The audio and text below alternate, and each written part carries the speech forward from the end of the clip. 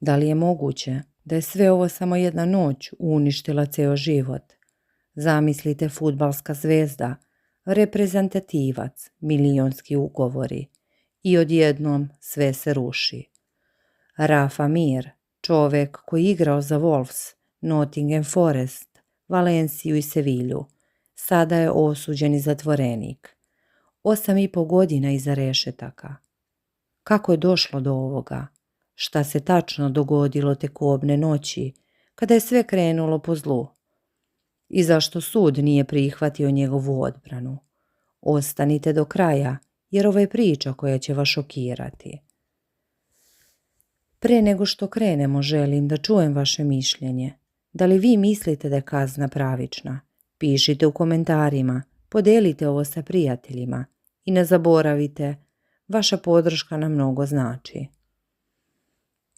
Španski fudbaler Rafa Mir zvanično je osuđen na 8,5 godina zatvora, nakon što je pokrajinski sud u Valenciji doneo presudu kojom je proglašen krivim za seksualni napad i nanošenje teških telesnih povreda. Suđenje je održalo 28. maja 2026. godine, a presuda je objavljena u ponedjeljak 15. juna 2026. godine. Ovaj slučaj je potresao špansku javnost i fudbalsku zajednicu, bacivši senku na karijeru koja je nekada obećavala mnogo više. Rafa Mir, čije puno ime Rafael Mir Vicente, u vreme incidenta bio je igrač Valencije na pozajmici iz Sevilje. Incident se dogodio u noći između 31. avgusta i 1. septembra 2024. godine, kada je Mir, tada 28-godišnjak, napao mladu ženu u svom domu u luksuznoj rezidenciji zoni Torre El Conil u opštinu Betera, nedaleko od Valencije.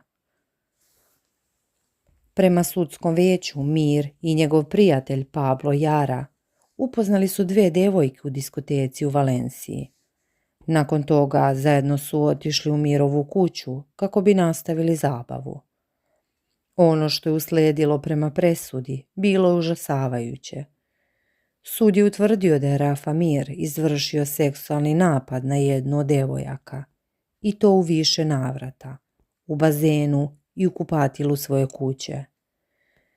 Druga devojka je, prema rečima suda, bila žrtva Pabla Jare, koji je također osuđen.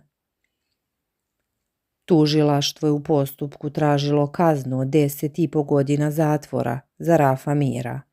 Međutim, sud je na kraju izrekao kaznu od ukupno 8,5 godina, 7 godina za seksualni napad i dodatnih 18 meseci, odnosno 1,5 dana, za nanošenje telesnih povreda.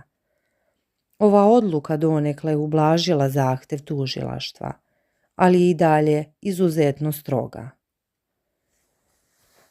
Pored zatvorske kazne, fudbaleru je izrečena zabrana približavanja žrtvi na razdaljini od 500 metara u trajanju od 10 godina, kao i zabrana komuniciranja sa njom.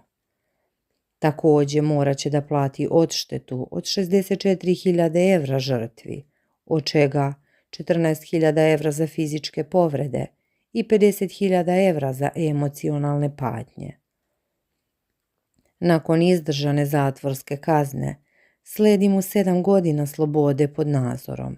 Dodatno, izrečena mu i zabrana igranja u LA ligi u trajanju od 2 godine, u skladu sa disciplinskim pravilima Španskog fudbalskog saveza, koji se odnosi na teške povrede sportskog ugleda i dostojanstva. Drugi optuženi, Pablo Jara, također fudbaler koji u to vreme igrao u nižem rangu španskog fudbala, osuđen je do 2,5 godine zatvora zbog seksualnog napada i nanošenja telesnih povreda drugoj žrtvi. Dodatno osuđen je na još 6 meseci zatvora zbog povrede moralnog integriteta. Jara je također dobio zabranu približavanja svoje žrtvi u trajanju od 5 godina i morat će da plati odštetu od 6.280 evra. Ono što posebno potresa ovom slučaju jeste svedočenje žrtve. Ona je u sudu ispričala kako je Mir silovao, da je u tom trenutku počela da plače, da joj nedostajao vazduh, da je osjećala strah i da ga je molila da prestane, ali on to nije učinio. Sa druge strane, Rafa Mir je tokom cijelog postupka negirao krivicu, tvrdeći da je sve bilo uz obostrani pristanak. Na društvenim mrežama nakon izricane presude objavio je: "Ne slažem se sa presudom i uložit ćemo žalbu u narednim danima. I dalje verujem u pravosudni sistem."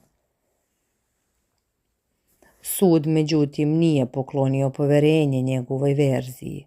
U obrazloženju presude navodi se da je svedočenje žrtve bilo ubedljivo, dosledno i koherentno, da je ispunilo sve kriterijume za rušenje pretpostavke nevinosti, te da je potkrepljeno drugim dokazima, uključujući i psihološki veštački nalaz.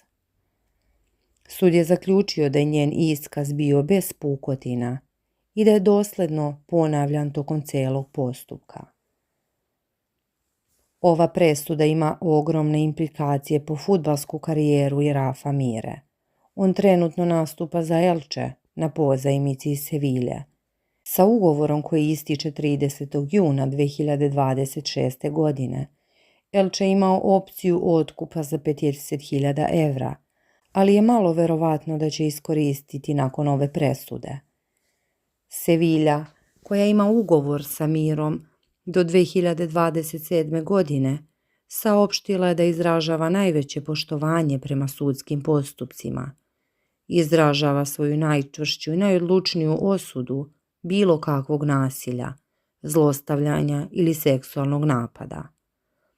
Klub je dodao da ovakvo ponašanje nema mjesta u našem društvu, niti u vrednostima koji promoviše sport. Sevilja sada razmatra različite opcije, uključujući disciplinski otkaz ugovora. Zanimljivo je da je pokrajinski sud naložio i pokretanje istrage protiv pripadnika lokalne policije iz Betare, zbog sumnje da su dali lažni iskaz u ovom slučaju. Ovaj detalj dodaje dodatnu težinu cijeloj priči i otvara pitanje da li je istraga u početku bila vođena na odgovarajući način. Rafa Mir je rođen 1997. godine u Mursiji. Svoju fudbalsku karijeru započeo u Valenciji. Odatle je 2018. godine prešao u Wolvesa. U Engleskoj nije uspio da se nametne, odigravši samo 4 utakmice za Wolves. Pa je odlazio na pozajmice u Nottingham Forest, Las Palmas i u Esku. Godine 2021. vratio se u Španiju, potpisavši ugovor za Sevilju. Bio je deo španske reprezentacije na olimpijskim igrama u Tokiju 2021. godine. Tokom sezone 2025-26. postigao je 8 golova za Elche. Sada, umjesto na terenu, nalazit će se iza rešetaka. Ova presuda je istorijska i predstavlja jedan od najtežih sudskih poraza za jednog aktivnog fudbalera u Španiji.